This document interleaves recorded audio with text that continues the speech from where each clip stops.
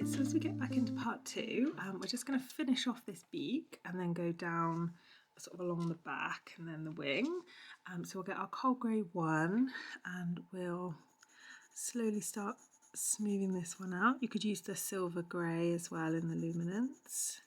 I always like to give, a couple of options in case you haven't got all of the colours. A nice little base there.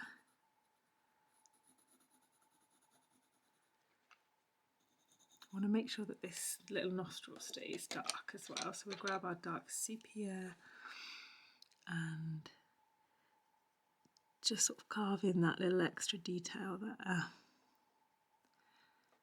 And like I said before, sort of layering those other colours will just enrich this. We've got that sort of lovely maroon red in the Derwent.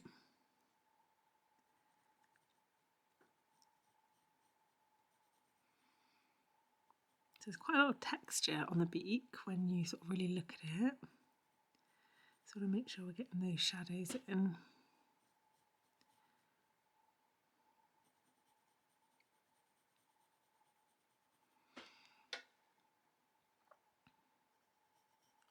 And then the tip of the beak here, it's not, quite to a point. There's like a little sort of nook in there.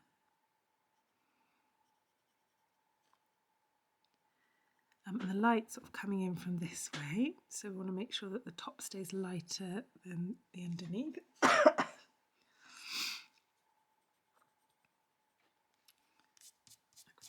marked the paper a little bit over here. So we'll get... Violet has been in my studio actually, and she wanted to do a little bit of drawing, so she jumbled up a few of the pencils. Let me just show you, she was just doing this. Bingo. If we've got any Bluey fans out there. And she just wanted to use my drawing table, so hopefully I can find everything that we used in the previous part.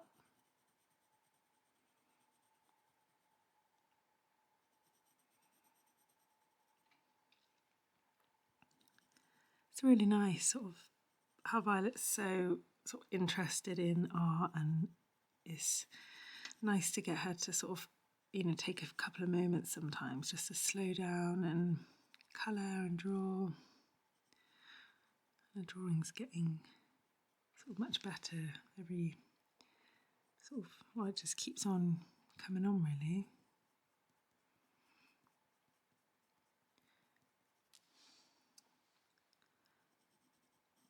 So we'll get this dark a bit under here.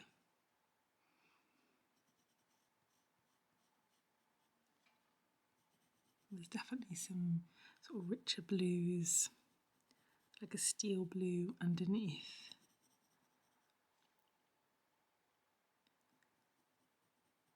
So you want to look really carefully at your reference photo and have a little look to see what's the darker points, the lighter points. And make sure you're getting them in as you're building up the colour. Sort of little half moon shapes over here. Just check, hang on.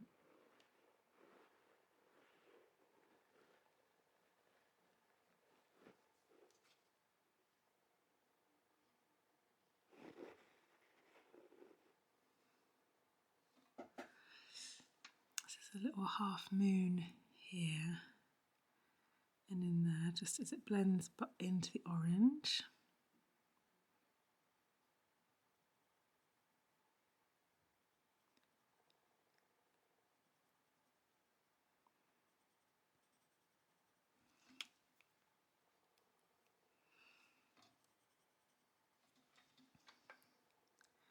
And the sort of feathers start to come in here.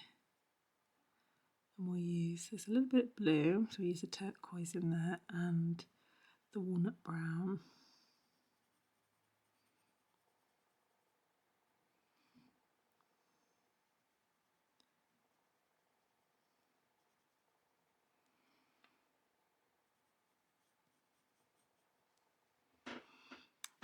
let's go in with another colour. We'll use the Steel Grey in the Caran, and I'm just going to give it a little sharpen. It is fairly sharp, but you just grab my pencil. Here we are, it's a little bit better.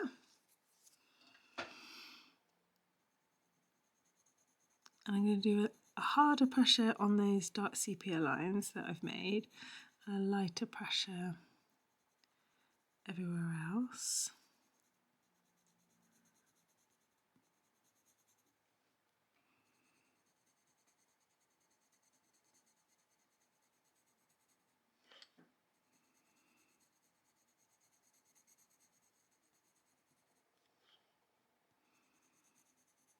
This is a really nice colour, this Steel Grey. And I would say there isn't a comparable shade in the Polychromos. This is where the Luminance have a really good sort of add in the mix when you're doing sort of animals. They have sort of quite subtle, nuanced colours. But if you didn't have, you know, if you weren't able to get any of the Luminance, you could potentially layer up like a lighter blue and maybe a cold grey 2 or 3.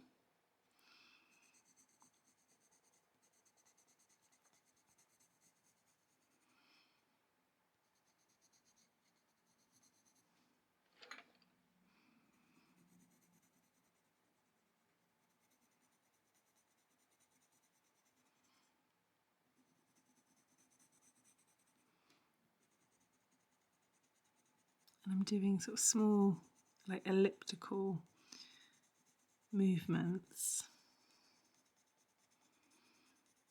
I want to try and keep this beak nice and sort of smooth.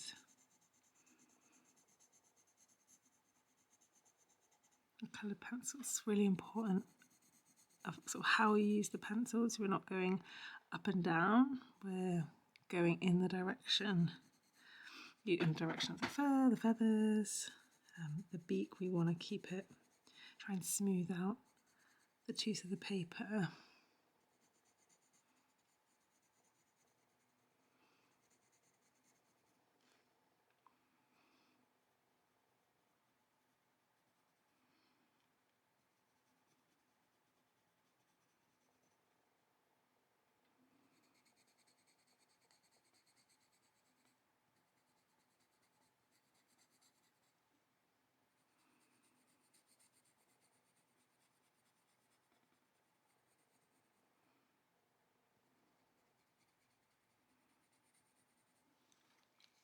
Right, we'll burnish all that in together with the white.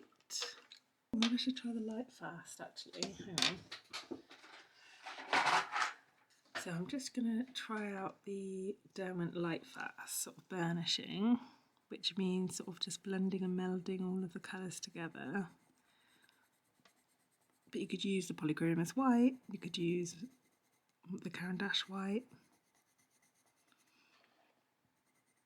You know, when I was younger, I always thought, why is there a white pencil? Because you often just draw on white paper, and I never used to use it, and now it's my most used colour because I use it in every single portrait.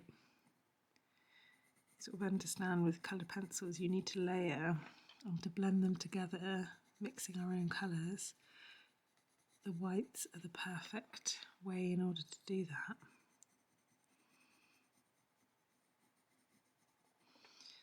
So there's a tiny little bit of green on the end of the beak, literally a tiny amount.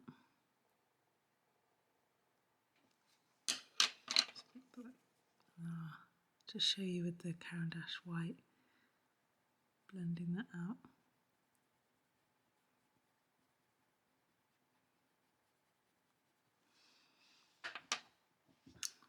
Okay, so we'll go back in with the blue of the Derwent, and we're going to mainly use this on the lower half of the beak, really lightly,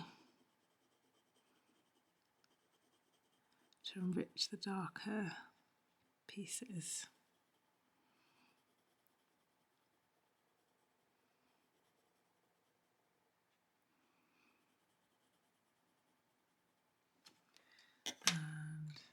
tiny little bit of the sort of maroon,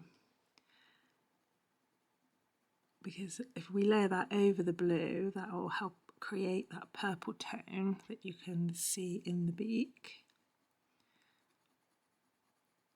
Colour pencils are so subtle. I just think it's that subtleness that really helps bring portraits to life. And dark sepia again, just to clean up this a little bit, darken it up.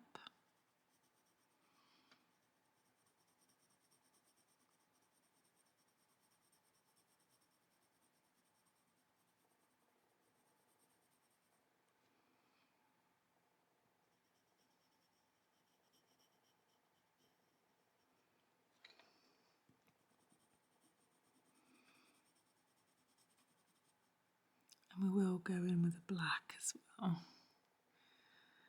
Right, we want to make sure we don't lose that little half moon shape.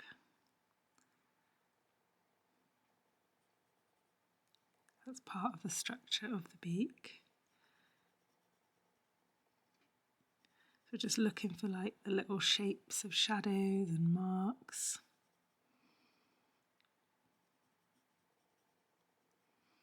One thing I'm sort of teaching Violet when she's drawing is, because she quite likes sort of copying, like she was doing the bingo one, sort of just copying, and she was sort of saying, oh, how can I copy it? It doesn't look like it. I said, you just need to spend time looking. Yeah, like I said before, observation is a big skill. And it is difficult when you just want to like crack in and get on with a drawing, to just look. But I promise you it will help heaps. Okay, and then with the silver grey again.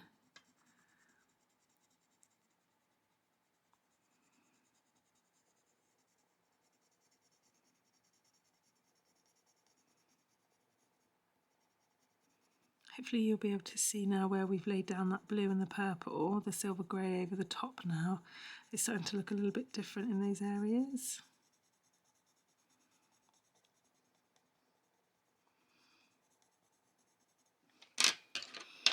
And you could use the silver grey in the Luminance, or you could go in with the Polychromos cold grey one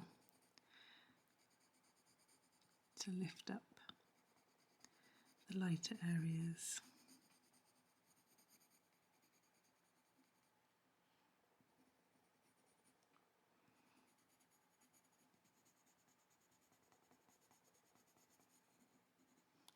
Right, that's looking really nice, a little beak there.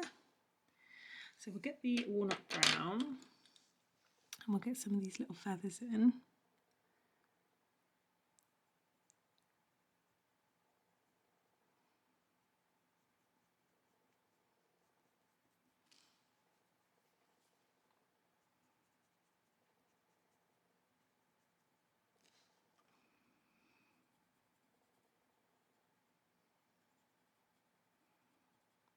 I really enjoyed using the blues last time, so I hope you all were as well.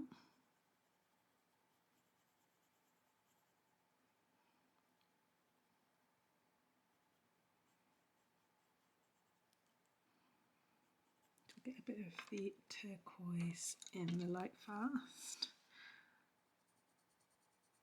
I love the poppiness of this colour.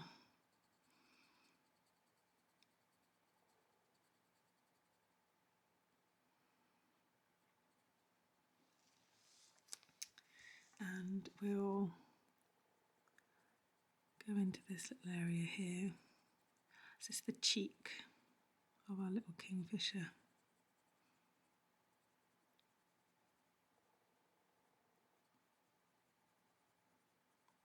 So you see I want to have a lighter touch, so I'm holding the pencil sort of further back.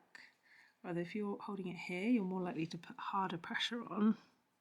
So if you are quite heavy-handed, try and hold your pencil a little bit further back. That's a little top tip. Just because you naturally can't put as much pressure down.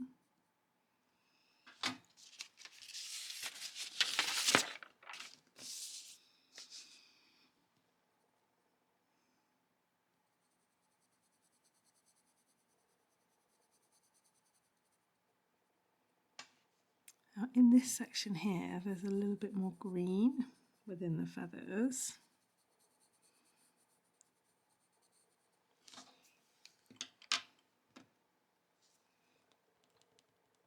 Sort of a little triangle of darker. So we'll get a little bit of green colouring in there now on the lower levels, as in the lower levels of layering. And through here it's a lot brighter. The green kind of goes up here.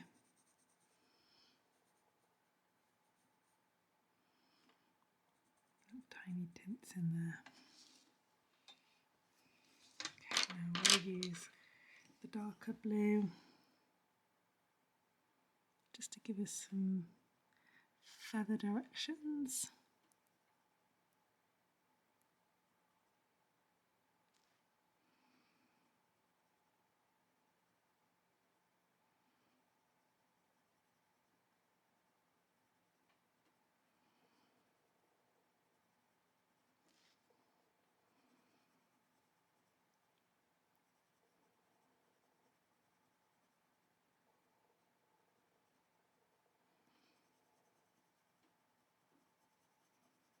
A few sort of lighter highlighty bits in here.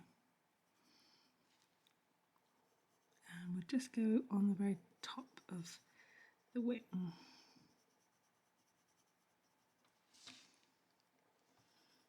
And lightly layer over this greeny bit.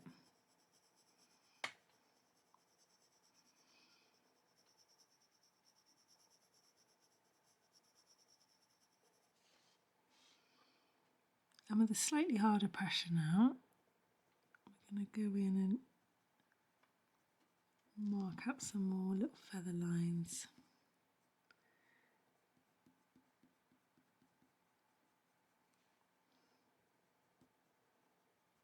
Before we burnish it out with the white.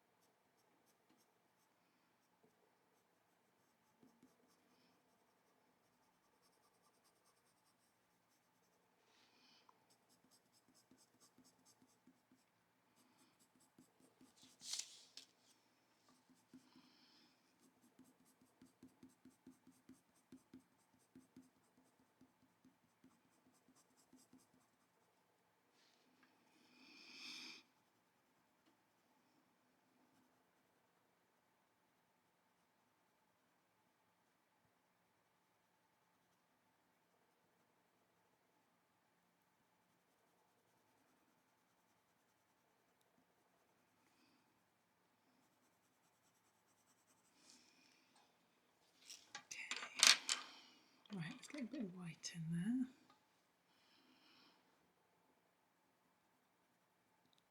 Burnishing the colours out as well really helps build up enough layers on your paper so that you can sort of slowly get rid of the tooth of the paper, which just helps sort of smooth everything out.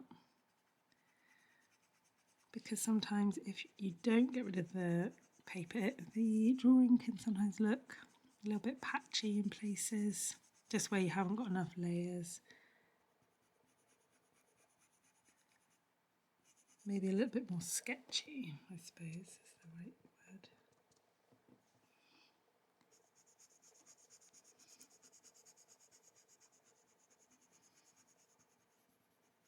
In here we need a bit of yellow shading. So we'll get the lovely cream. This one says cream, Polychromos, but it's like a real lemon yellow.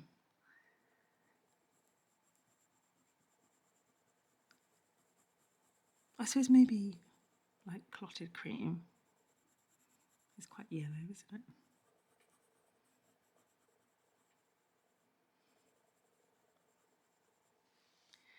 And there's a bit of yellowing down here. Oh, this is really blunt. Let's sharpen it. There we go.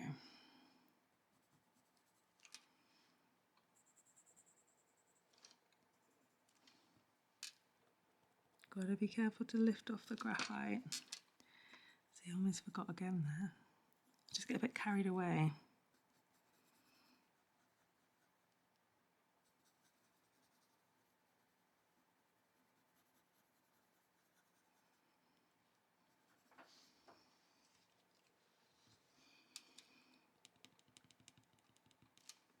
Right, I'll just put a tiny bit of this yellow in here, but we will come back to this area.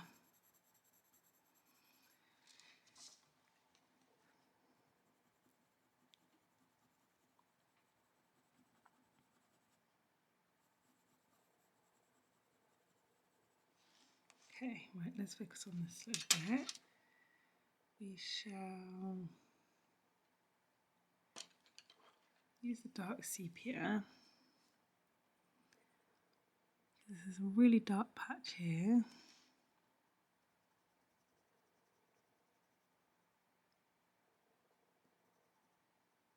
I'm going to try and separate out this lighter layer at the top, this sort of lighter patch on the cheek. It's almost like a sort of like a kite shape.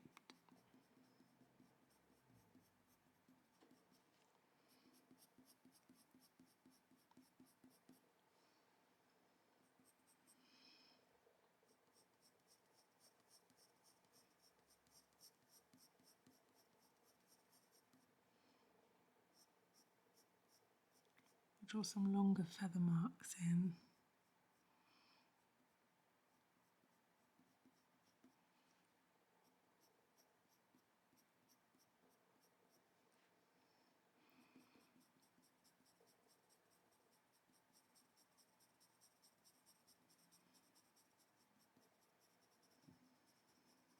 See how different the dark sepia looks on this layering of sort of green and purple, green and blue.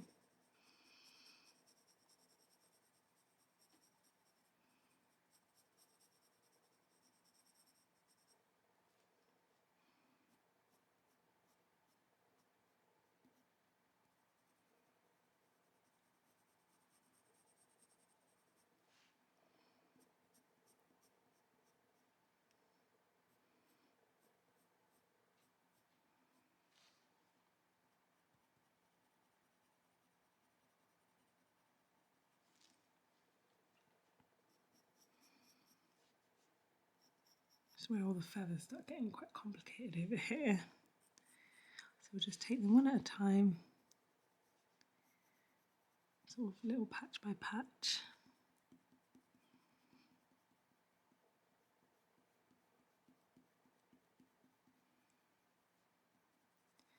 When you're drawing like a larger piece like this, try not to get overwhelmed by looking at the whole thing. You know, just focus on the little bits.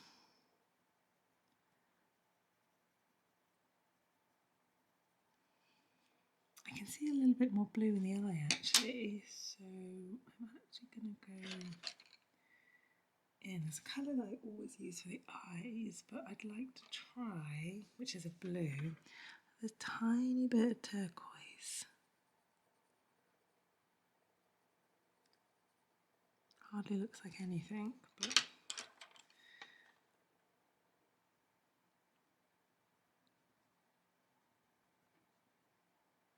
I think sometimes when you do more of the portrait, you notice these things as you go back in there. This white's quite good for going over darker colours as well.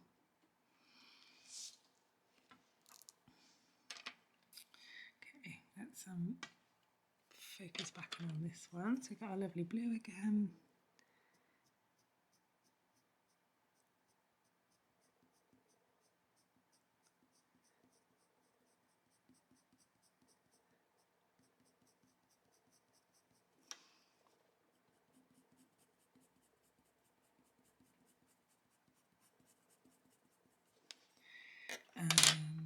So steel, what's this one? Steel grey.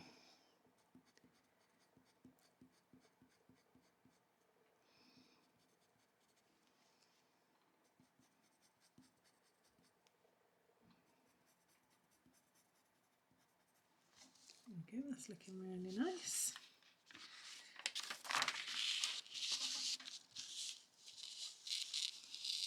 Okay, I'm just popping a little piece of paper down here because my hand's going to be like hit under here, so I don't want to be sort of wiping away our graphite. In fact, I'm going to use a bit of this tracing paper. Right, let's pop you back in the middle. Right, so on this area here, we've got a super light patch that goes all the way down, and then a darker, sort of softer, it's almost like a lilac really, under here. So first of all, we'll get a little bit of white down. Oh, graphite.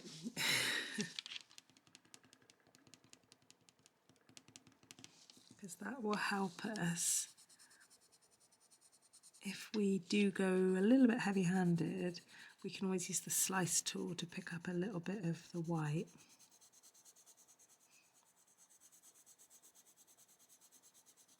So I'm using this sort of slightly harder pressure because I do want like a good base layer of this down. The harder the pressure you use, the less layers you can get in. So it's a bit of a balancing act really. Sometimes if you put too much down, then it's hard to layer anything on the top. But too little, when you go to use the slice tool and scrape it away, there's nothing to scrape on, sort of scrape away to, because you haven't done enough layers.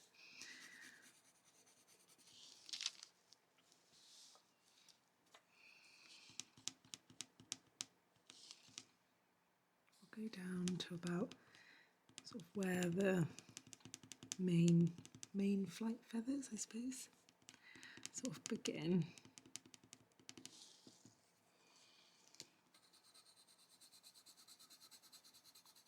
And obviously sometimes it's hard to judge then, you know, when you're doing a white, of how much you've actually got down, because you obviously can't see because it's white. Right, over here, I don't want to lose these lines, so I'll just take a little bit of the graphite off, and then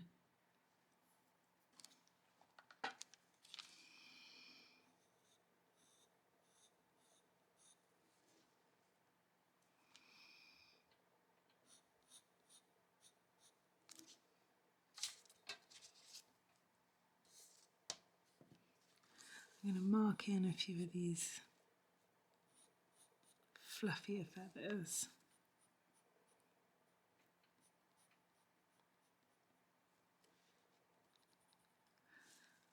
Pop a little bit of this over here. There's a lot more of this in this area too.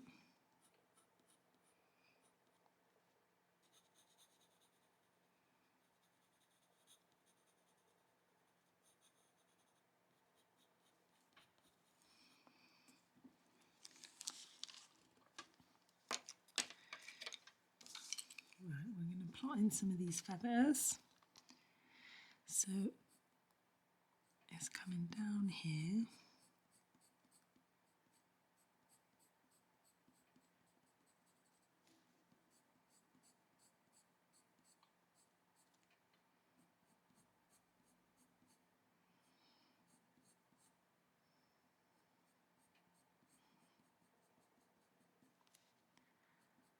Just making sure that we're looking at the reference photo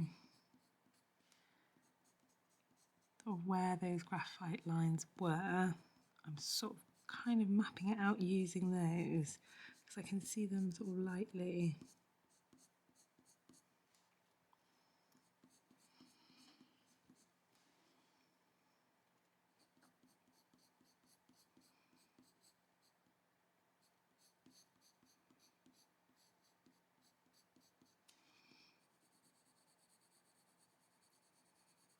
I'm going to be doing a really light pressure to sort of fill in the whiter areas too.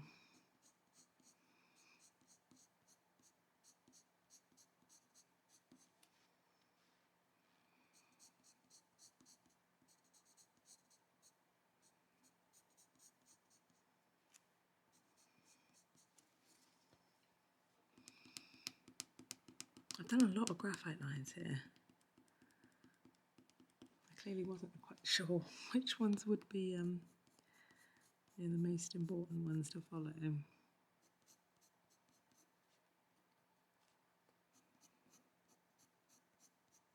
I can feel that there isn't any white underneath those ones. I need to go in with the white there. Just move you up a little bit. Yeah, this patch goes sort of all the way down, so we'll focus one half and then another, I think. Because I think we'll be able to fit you in. Oh no, we could do both. We would do this area actually. Oh, excuse me. Sorry, I'm a little bit tired still.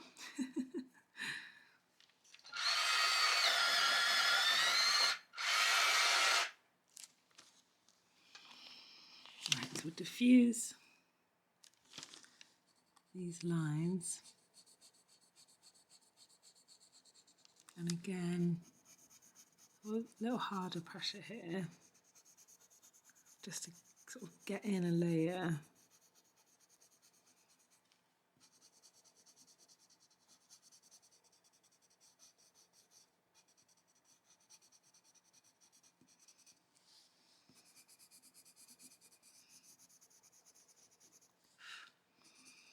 Definitely need a good base layer down on all these white bits. Just go over this again. There's nothing worse than not putting enough layers down and you go to use the slice tool and then it's like nothing's happening. It's quite frustrating.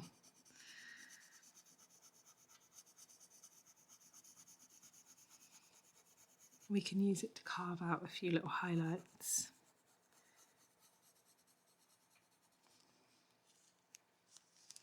Come down a little bit further.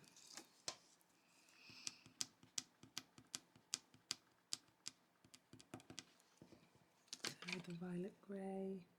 This is a lovely colour.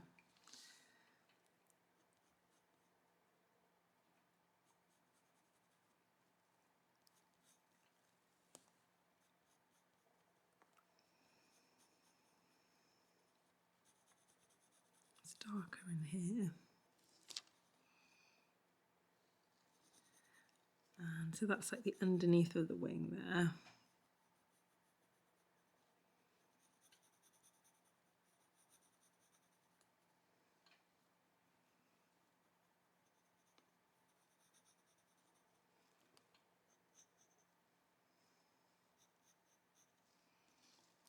I don't know if you can see the difference between drawing on sort of pure paper and then up here on the white, the difference. So if I burnish it all out, you should be able to see how the tooth of the paper starts disappearing.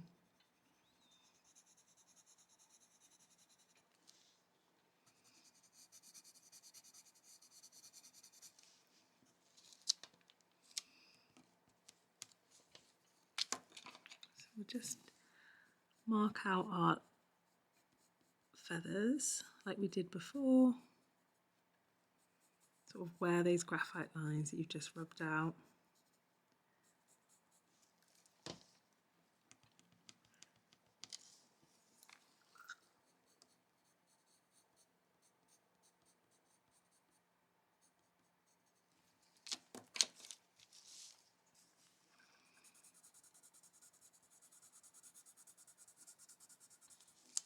A little smudge there.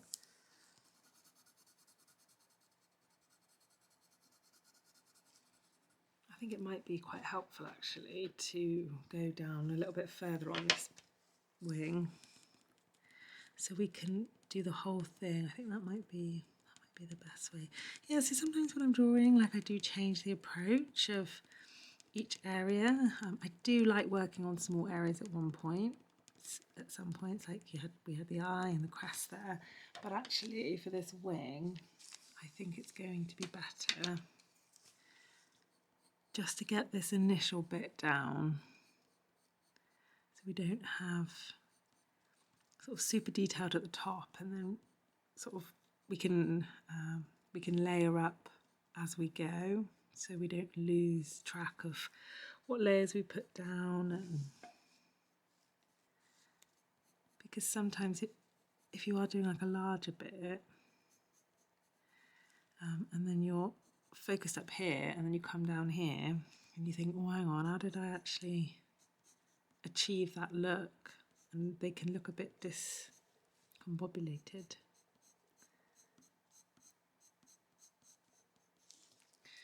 Very technical, discombobulated. But you know what I mean.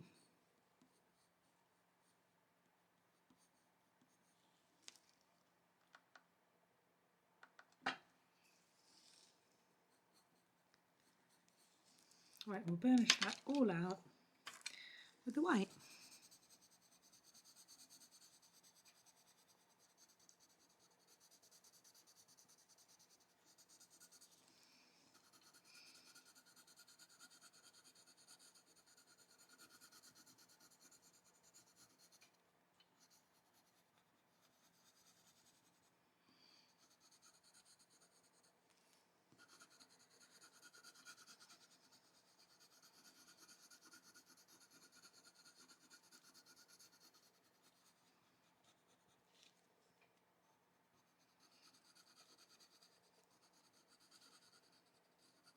There we go.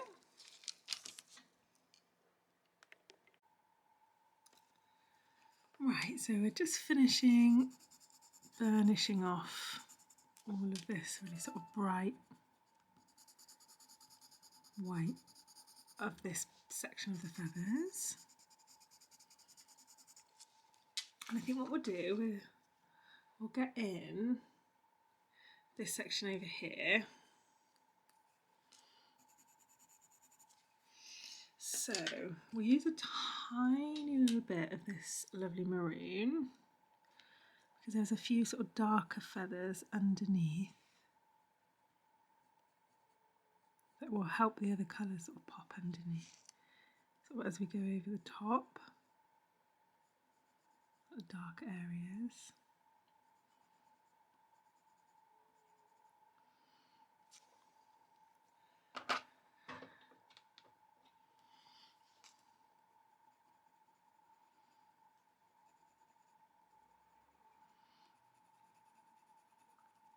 Down here.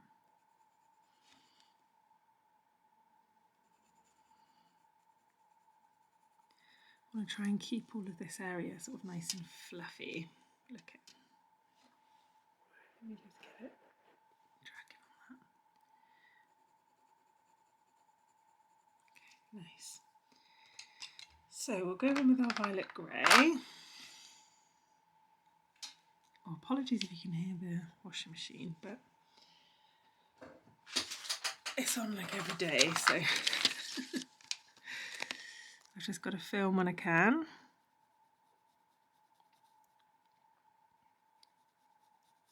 If anyone else has two little ones, 4 of you in the house, they'll know that there's a lot of washing. So I'm really hoping that everyone's enjoying doing this Kingfisher. I think he's coming out really nice.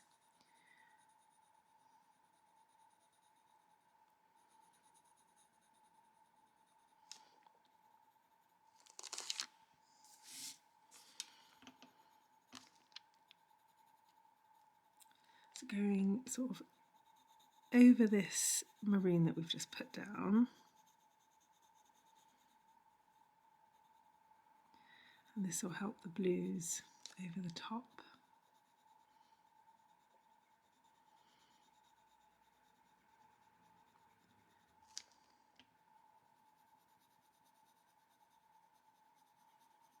Right. So now we'll use the steel grey in the Luminance. And we'll start sort of focusing on the shape. And I always like to think of like the feel of the feathers. So these ones are obviously the Kingfisher must have like caught a fish and then it's like jumped up onto this perch and it sort of fluffed itself up a little bit.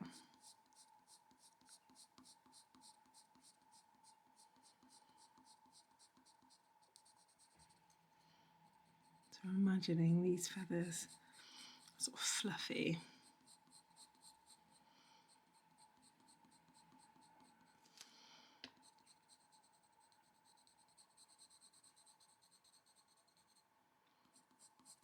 So I think sometimes when you're drawing, it's easy to kind of get a bit overwhelmed by all the different areas, but sometimes just think, right, it's going to feel like this, or the feathers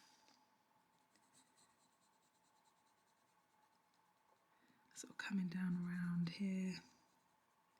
We can mark out some of those. I think that's the other wing, yeah, that's the back of the wing. So the wings are sort of wrapped around the back. It's sort of important to think about the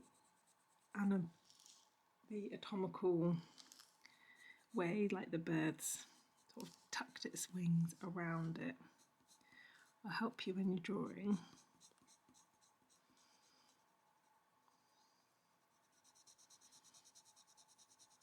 And try and, when we go over the maroon now, we're sort of slowly dulling it down.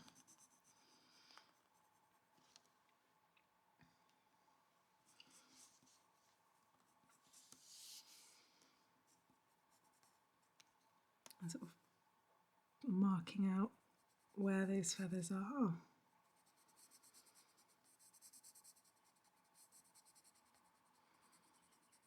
That goes up in there. We need to get a bit of dark sepia in, I think, and or a bit of black to darken the darkest areas again.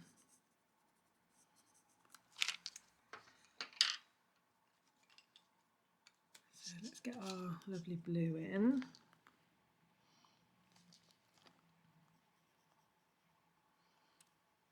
I'm going to sort of really lightly come in here to create the shadow of each feather.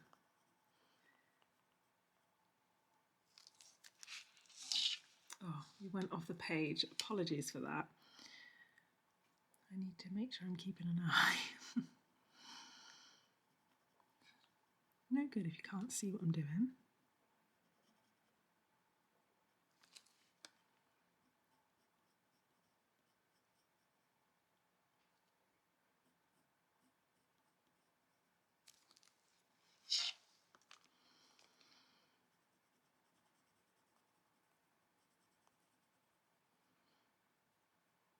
That's that feather.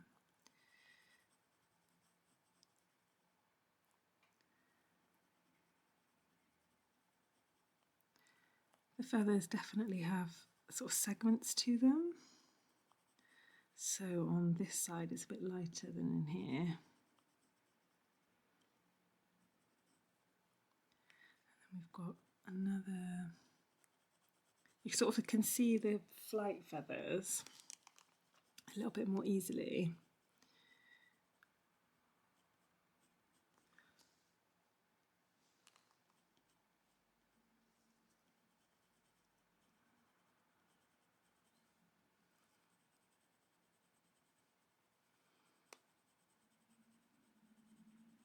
As the blue goes over that maroon, it just creates a lovely purpley blue.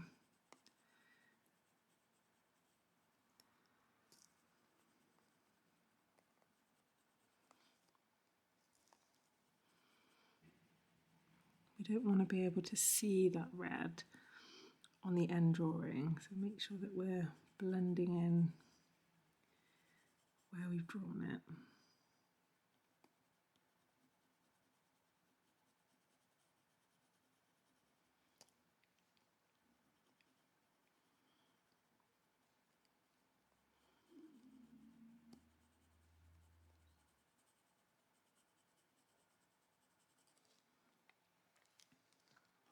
Right, we're going to go with the dark sepia now, and just as we've got all of these sort of colours down, we're going to try and make sure we've got the darkest areas the darkest before, you know, you don't want to accidentally lose the definition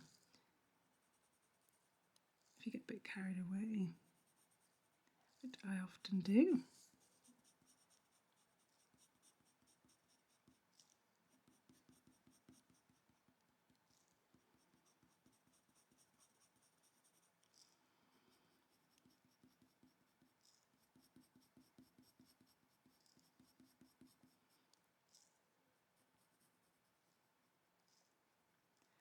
Just trying to get as much drawing done.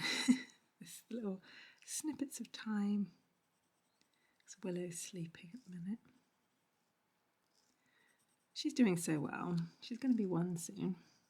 Or maybe she'll already be one by the time I actually upload this. And she's pretty much sleeping through now, so I feel like I've got a little bit more energy back, which is fabulous.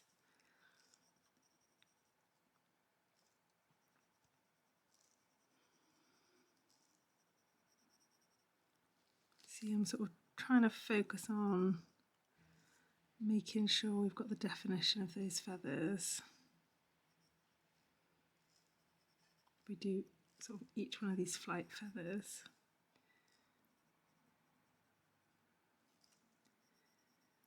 This is handy if you want to do all of these feathers at the same time, because you're layering them at the same rate. So you can keep looking back and seeing where you've got, rather than sort of starting here, completing this feather and then going down and completing that one. They can sometimes look a bit disjointed then.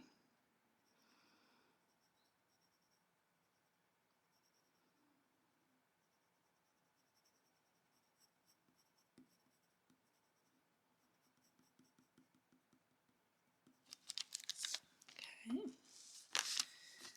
And then up here, really want to keep this sort of feeling fluffy. And where we layered that white on there as well, we'll be able to go in with the slice tool a little bit later and then pick out a few details.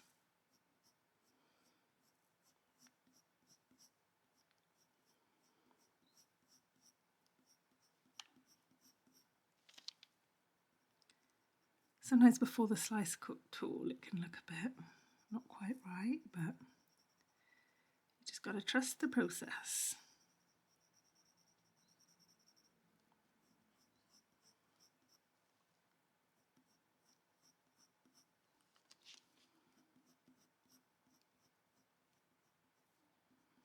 And then once we go back into this area of the wing, we can sort of try and adjust this sort of as needed.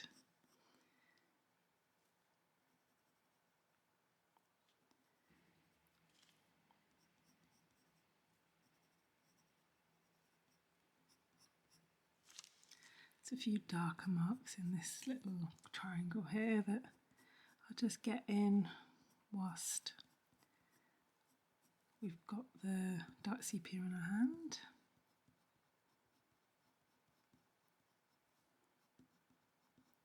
I probably need a bit of black in there, I think,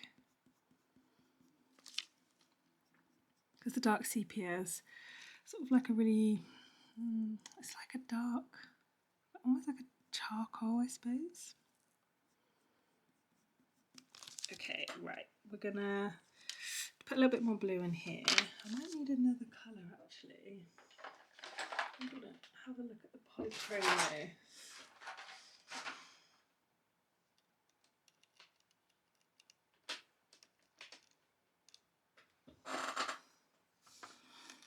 Right, I'm going to bring in the light ultramarine. Yeah, that's the colour that we need. Just to bring sort of a light glaze of it. So I'm holding it a bit further back, not putting too much pressure on, and going over these feathers. I think that'll help in this part of the wing as well. This is a really nice colour. I use this a lot in eyes.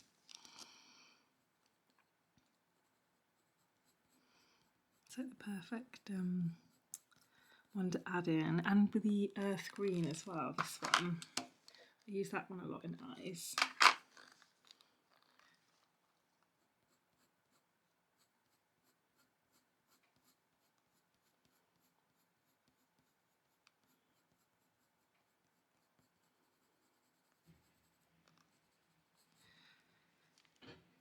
We'll just add a little bit more shading into these feathers before we move on to that blue. We'll do this little bit and then we'll go back into this just so we can start balancing it out.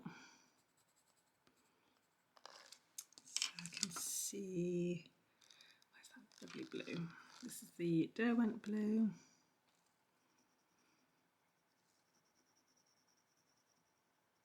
The shadow needs a bit of blue, and then the violet grey to buff it out.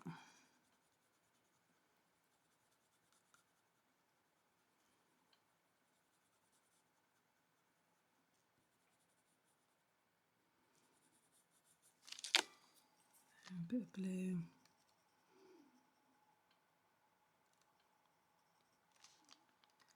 So, blue. Yeah, because this shadow on these feathers is sort of like a bluey grey purple.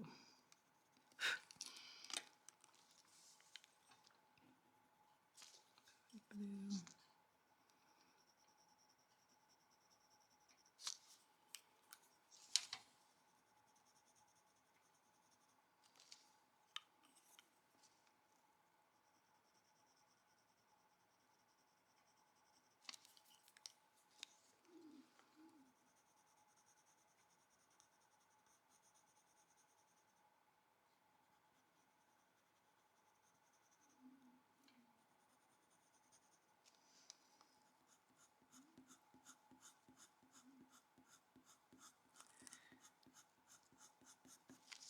Okay. Right, let's get into the wing again. So we're going to get our blues and our steel. Do we need the steel grey maybe? Well, I think we'll go with the darker blue first. And slowly get in these feathery marks. Just move you in the middle.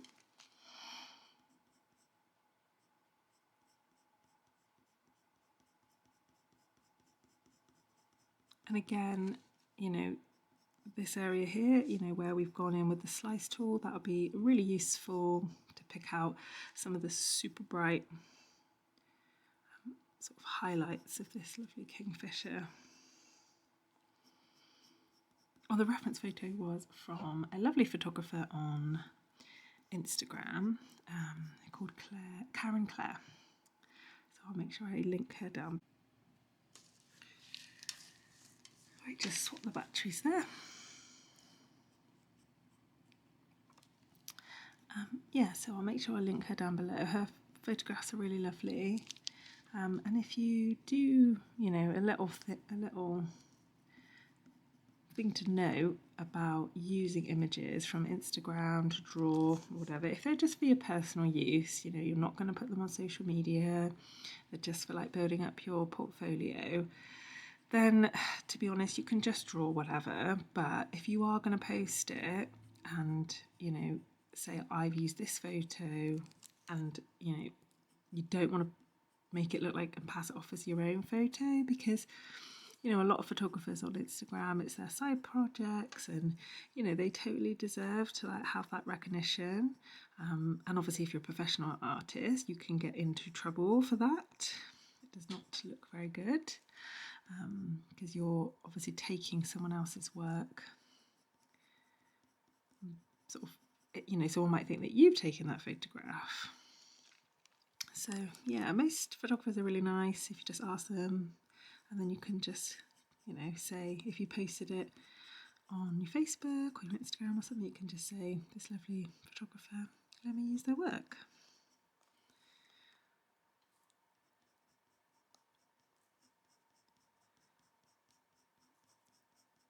It'd be lovely to sort of take your own photos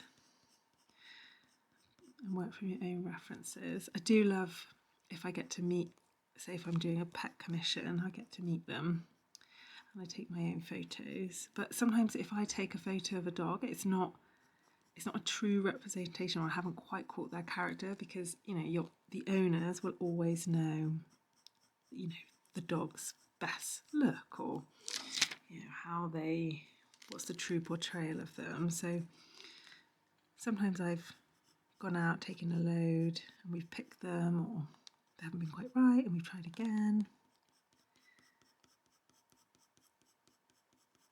Obviously wildlife, it must be so tricky. Must be satin bird hides. Trying to get the perfect shot. I love seeing the wildlife photographer of the year. The dedication that people do to get the best shot. Right, so with this blue, we're going in and we're sort of creating the like longer feather marks.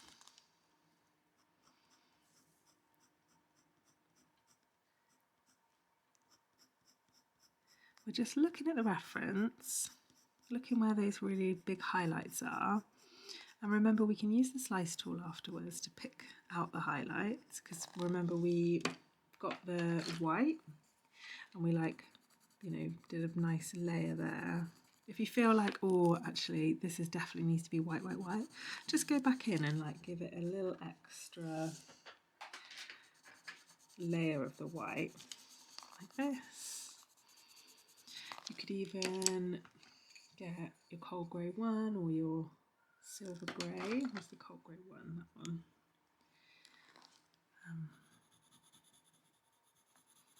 And go in as well as another layer in between, the white, the cold grey one, and then your blue. Because that will help the slice tool just take off the blue. But just making sure that you're always going in the direction of the feathers. You don't want to be doing this sort of mark.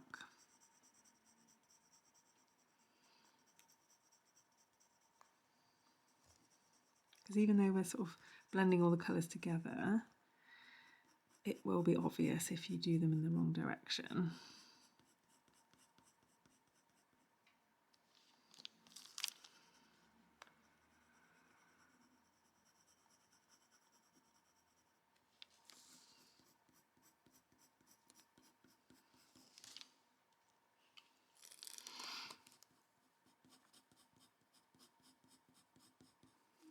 So I'm going to press a little bit harder down in the places where I can see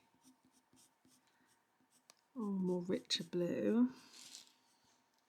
Oh, look, I'm going off the page again. I need to be really careful here. Right, hang on, let's put you there. There we go.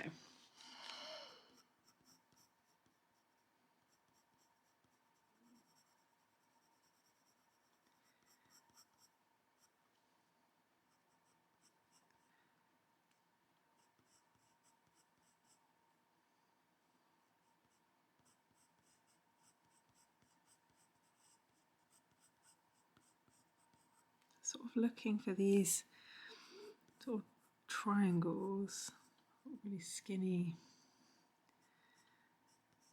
triangle shapes.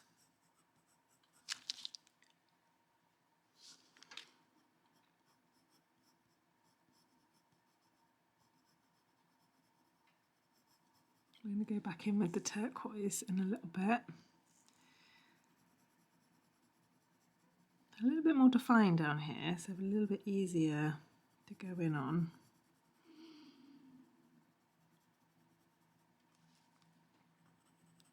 If you feel like the edge of the pencil is getting a little bit flat as well, just give it a little twirl. Saves you from sharpening loads.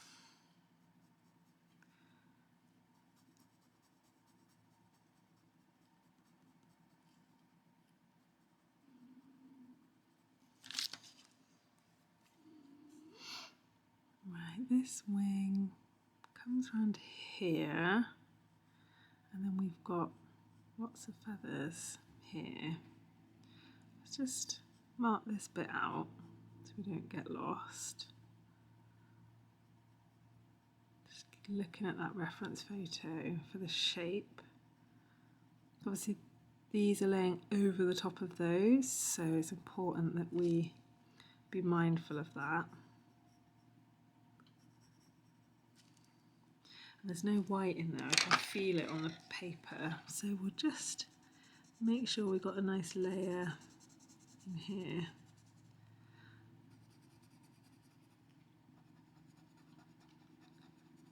And blend over the top of that bit there. Yeah, as you start using your pencils, you'll learn, you know, like I could definitely feel straight away that I was sort of going on to the paper straight away. There was no base. And any little bit, so I could, it looks a bit toothy, so a bit grainy. We'll go back over again. You could use the coal grey one as well. That'll help bring a little bit of shadow in.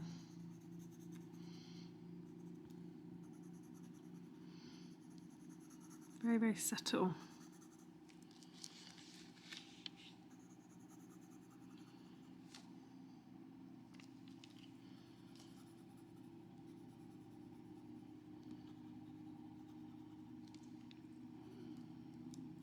So half the time, it's like you're hardly doing anything really when you're doing coloured pencils. It's all, you know, the slow, slow build of layers.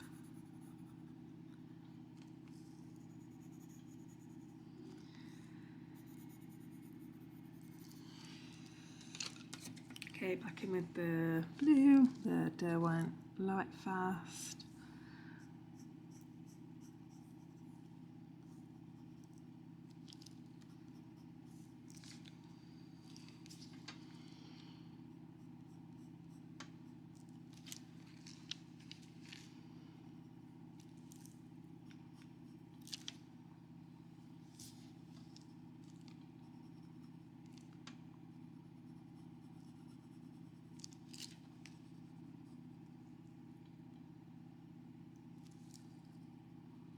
So we're really lightly here, just to get a little bit of colour in. And then we're going to go harder and blend it out.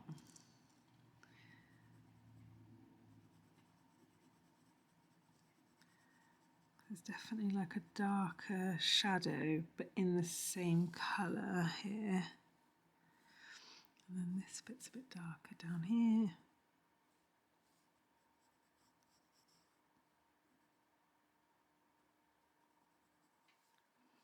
I want to make sure that at the end our overall image doesn't have any sort of outlines, if that makes sense.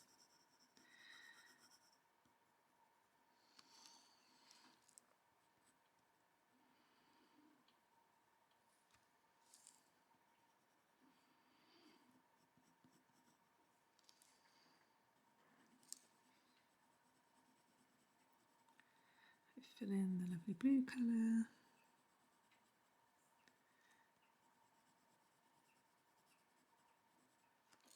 And then we've got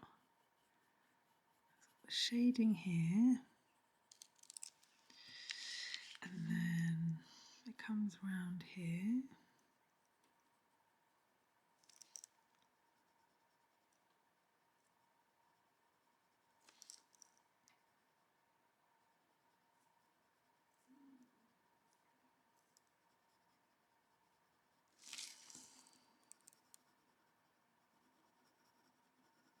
You're going to get the sky blue as well in a minute.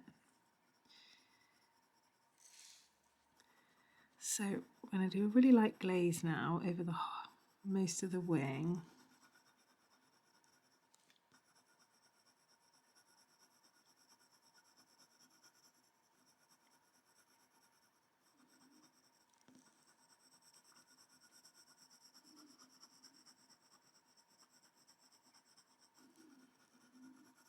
To help bring some of these marks together.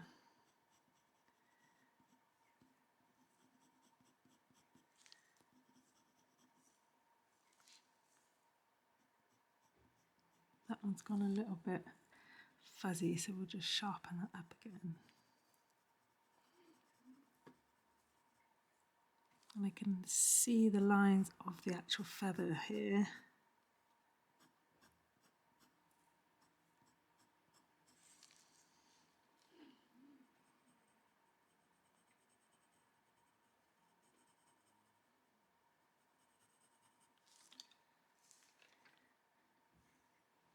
We need to blend this little line out that we made just to plot out those feathers.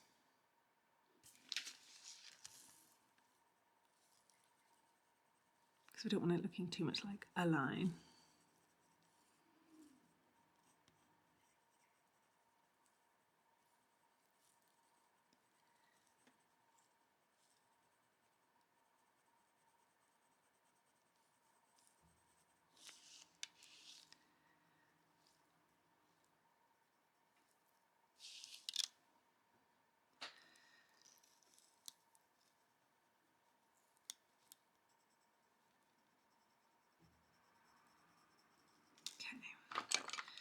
Right, the sky blue's more in the bottom half of the wing.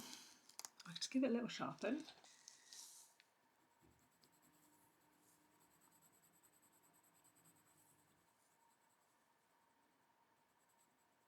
We're going to add this in to the bottom half of the wing, deepening up some of the colours here.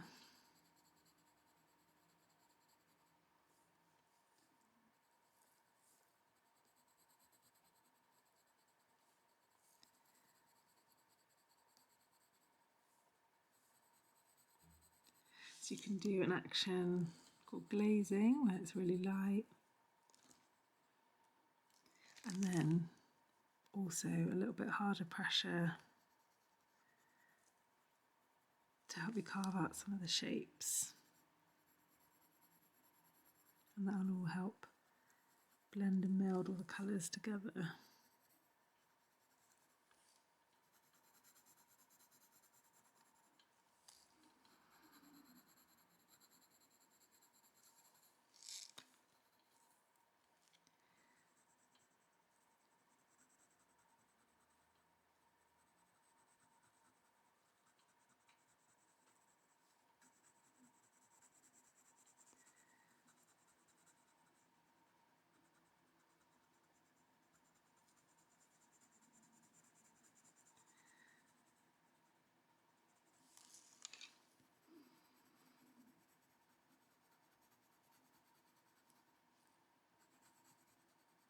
You might be thinking like, oh, it's not quite right, or the colours aren't rich enough, but just keep on going.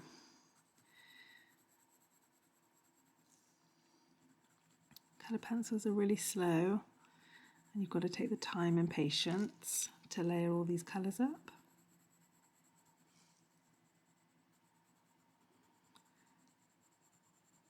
So I'm glazing over the lighter areas and then going a little bit darker in where I've put a little bit of the blue, the darker blue and the Lightfast.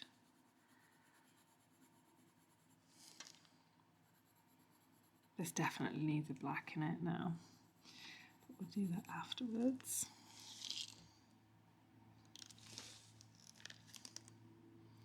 Right, so we move back towards the top. Where do we get to here?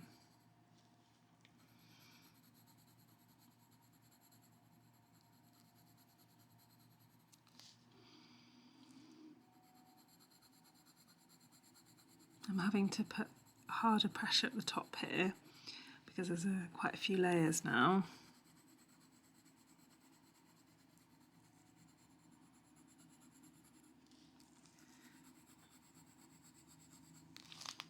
And I'm going to put a really light glaze over this bit.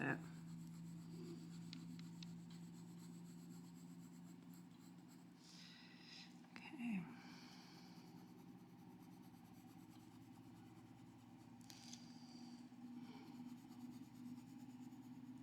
I'm putting in white highlights. Obviously I said before that you can use the slice tool. Some people use the Tombow erasers to pick out some of those areas. Some artists use like a white jelly, like a white gel pen. Oh, sorry, the washing machine's really loud at the minute. It's just on the double drying. This I think is on a spin cycle. So apologies if that's a bit distracting. Yeah, I'm downstairs in my house, my art studio, and our utility room is sort of, you go through the utility room and then there's my art studio. So I have the soundtrack to the washing a lot of the time.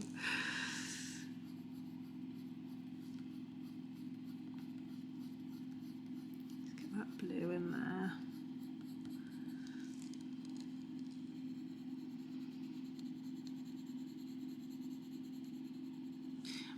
think this wing needs some turquoise.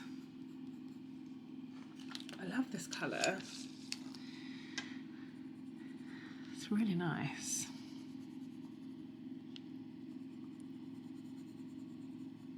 I think I've said that about 5 times now.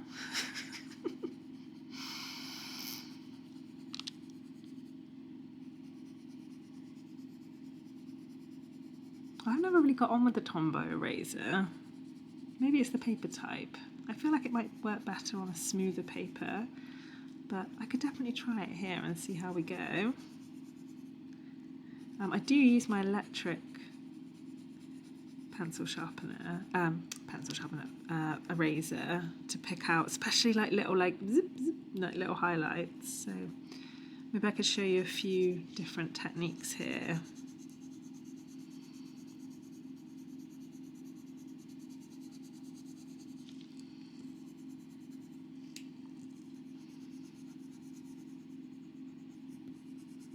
You see how this is like all lovely and blended now?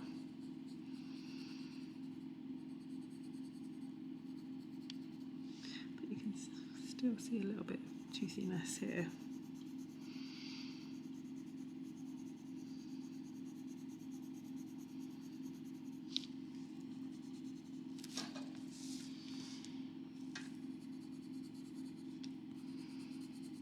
I'd say this turquoise maybe is like a little bit on the green side for this Kingfisher, but I just love it. I think it does work really, really well.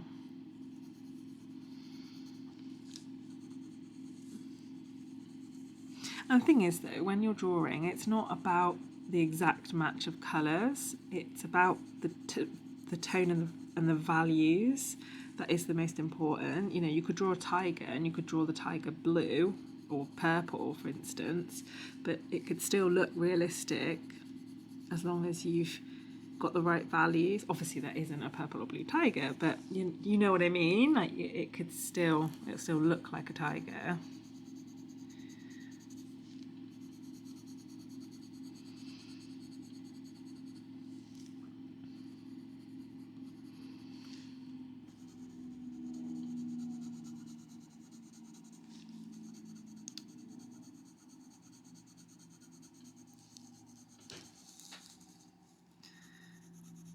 We've done about an hour on this section so far, and I think it's looking really nice. So I'm sort of just doing like a good layer of this turquoise all over.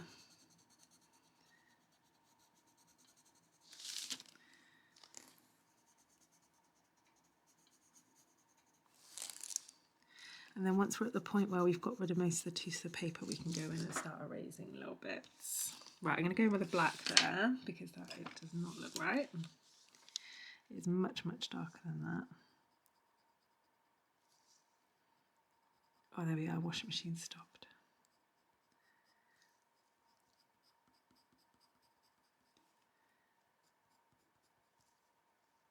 The washing machine gets an absolute beating. It's on every day. Oh, see how much difference that makes. This is a really good black. It's the Caran Pablo Ivory Black. Ivory Black. Ivory's white. I love the coloured names. I wonder if like at Caran headquarters, if there's a person who comes up with the names of the colours, or is it like, I wonder how they choose the colours. I'd be really interested to know that actually. Is that really boring of me? But obviously the standard colour names like Mars Black, or I don't know, black as black, but Ivory Black.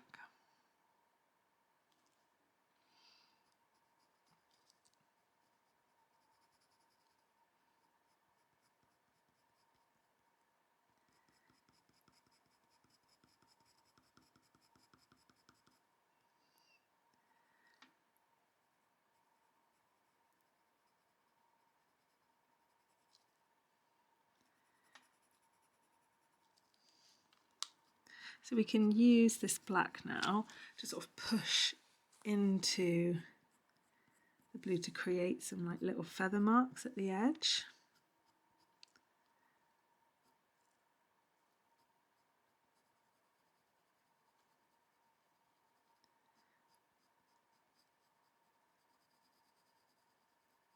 So you're sort of easing your pressure on and off.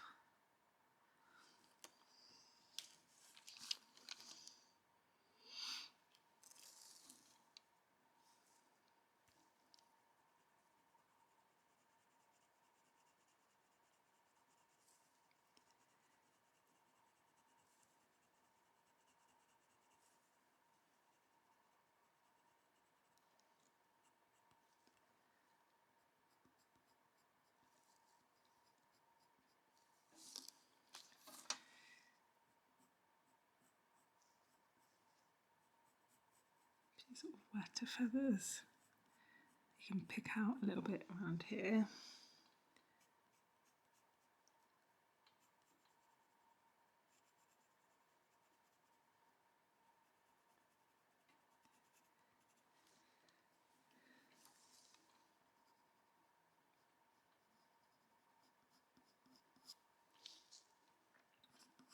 Do a few little wispy ones.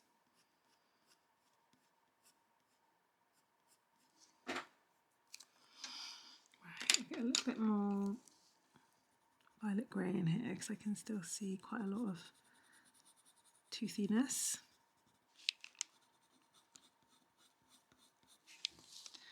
Over there where that black is.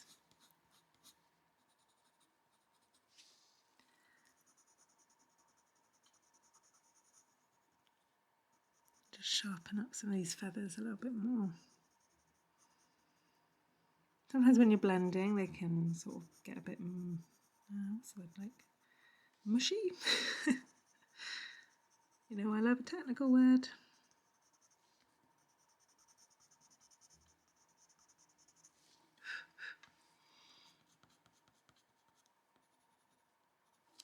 Okay.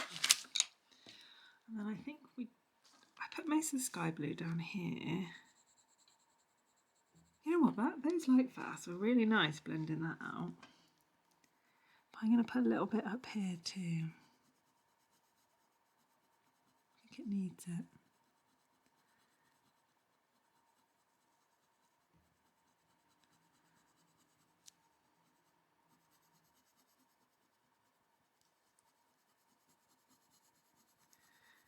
And then this fluffy bit.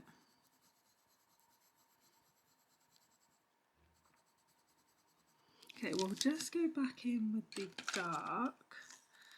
darker blue, just to make sure we don't lose the sort of main shapes of this wing.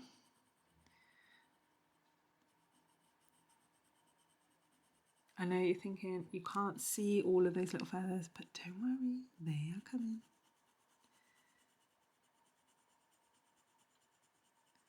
It's like a real white patch here.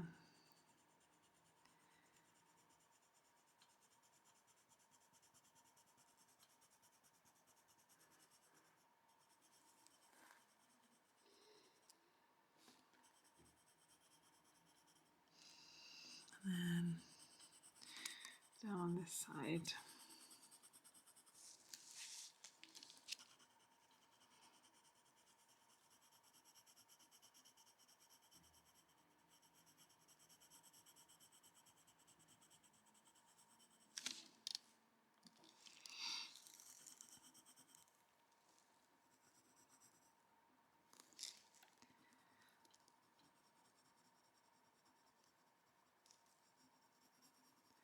So I'm just looking at the reference photo and then picking out some of the darker bits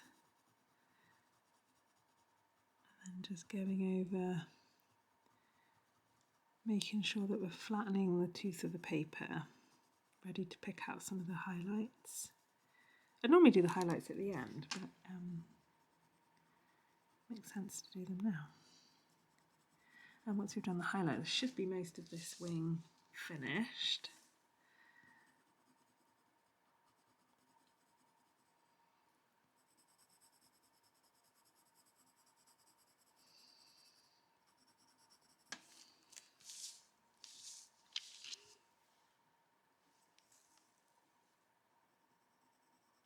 then back onto the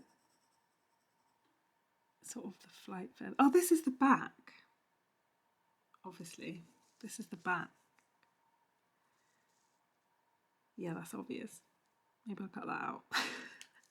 So then this is the back of the feathers, of the wing, the flight feathers.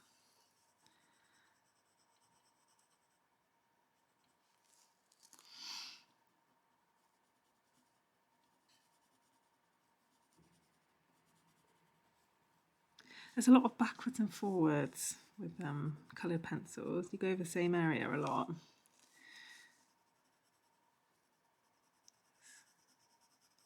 Okay, right, let's go in with a few, how to pick out some of the highlights. So,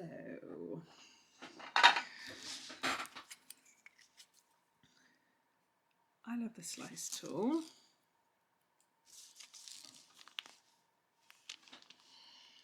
So we start here.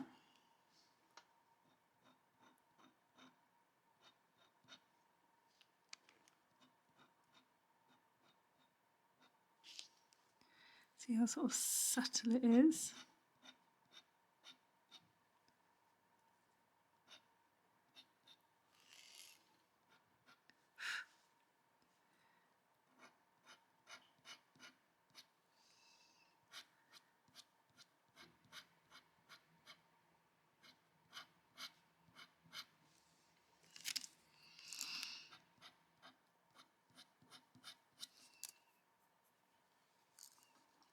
Sometimes it can be easy to get quite carried away with this.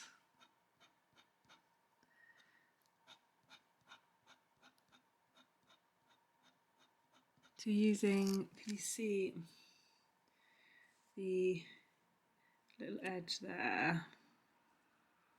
You can use the knife bit, but you've got to be really careful not to actually scrape away the paper, as in like cut the paper.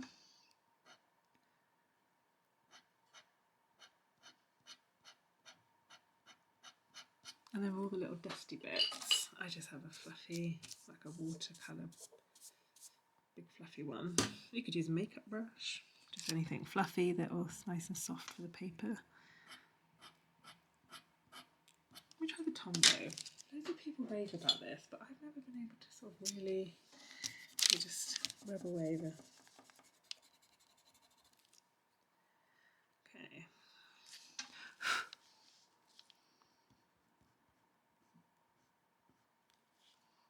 I feel like I'm not really getting it to... I feel like it looks messy, you know?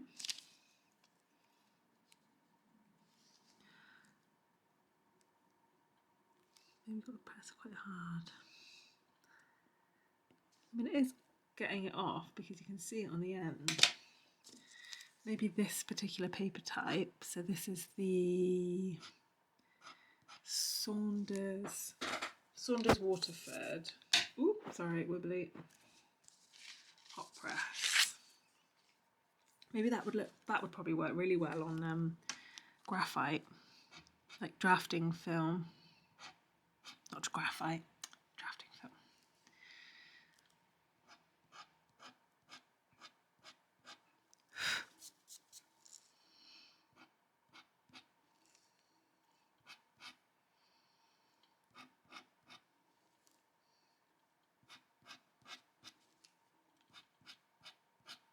See how we're just gently picking out those highlights. You can see it's quite subtle, but hopefully you can see that okay.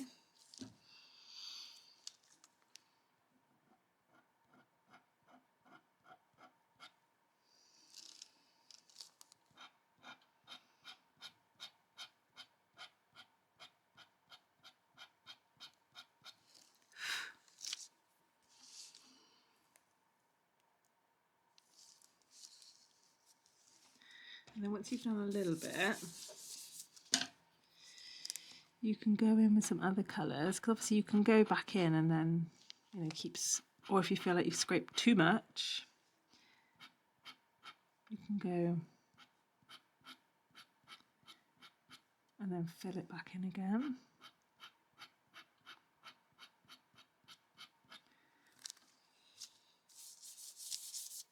Hopefully hopefully you can see the sort of texture that's made here, and you can go in those lines then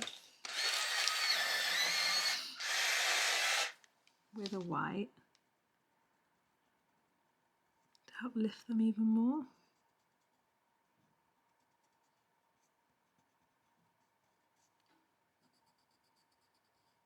Yeah, the Tombow didn't really work very well on this paper, so that's a good little test, isn't it? Hot press. Maybe it would work better on, yeah, smoother surface. There we go. Can you see how that one's lifted those feathers up a little bit? So I can tell that this hasn't quite got enough layer on it for the slice tool, so I'm just going to sharpen this blue.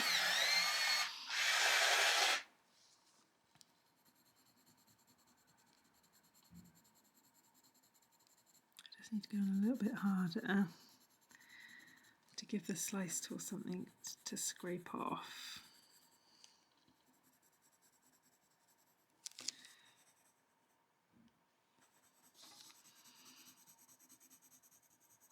I wonder if I've got a Lightfast. I've got this one. This is the mid Ultramarine. And they look nothing like each other actually, but when they're on the paper, they do look quite similar. That is exactly why you cannot trust that. They're really similar colours, but you can't trust the casing. They lie to you.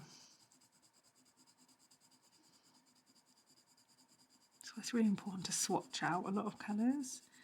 So say if you were doing a piece on a type of paper where you hadn't used that paper before, I would cut off a little swatch, get the colours that you wanted to use, and then just, do like light pressure, hard pressure, just so you can actually see what the colours look like on each piece of paper. And also just with time, you'll learn, what colours come out in a certain way. Right, we'll just press quite hard here. There we go, that tooth is almost gone now. I might put a little bit of this in here. Sometimes it's quite nice to sort of scrape a little bit away, add more colours, then scrape, because it helps build up a different layer, different dimensions.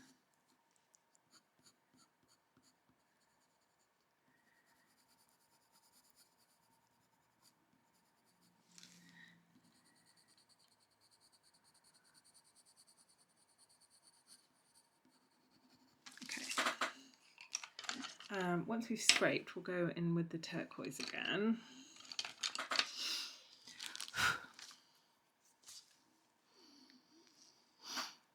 Right, let's make sure. There we go. We'll start here and go down.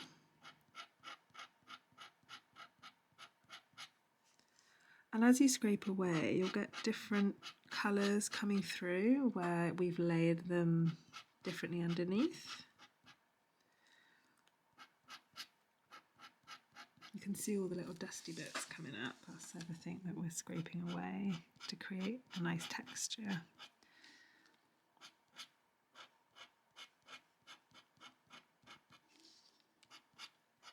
That's one thing, pastel mat's a really good one to use actually if you want to use the slice tool.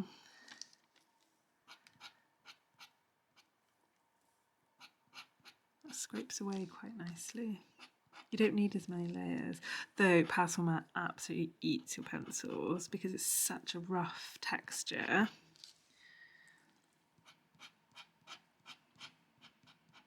So I would suggest if you're going to use pastel mat, try not to use loads of Luminance pencils.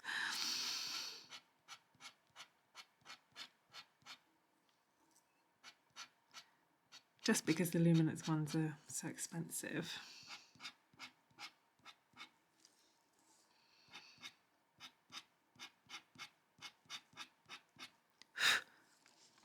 See, look, that's giving us a really, really nice feathery texture now. Right. Let me just zoom you out a sec. Hang on. So it's coming together really, really well. Oh, you just use the white. Go in with some of these extra highlights.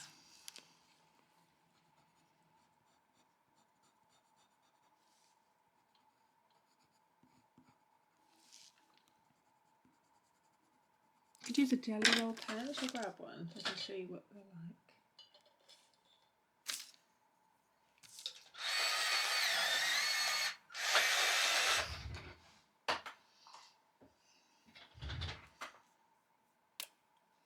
Oh, here's something actually. This one's quite a nice one to use, a white Museum Aquarelle. You can wet it, but you can also use it. It goes over colour pencils really well.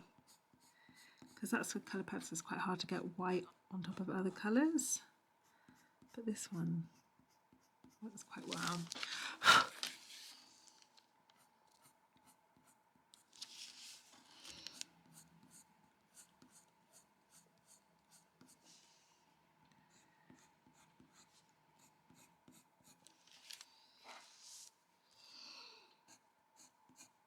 You can wet it. Just dip it into some water to create a little stronger white bit. It's all about that texture and that feel, sort of.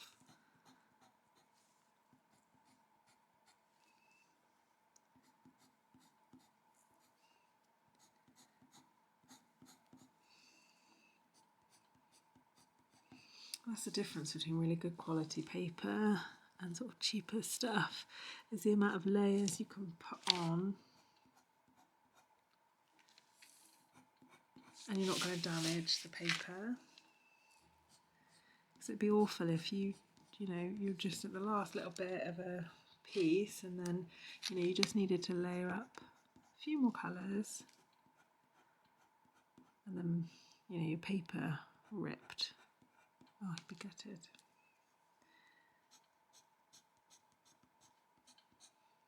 So as you can see, I haven't gone like exactly with the wing, but just using, but we're creating the illusion. We're not going, I think you drive yourself crazy if you try to do every single little piece.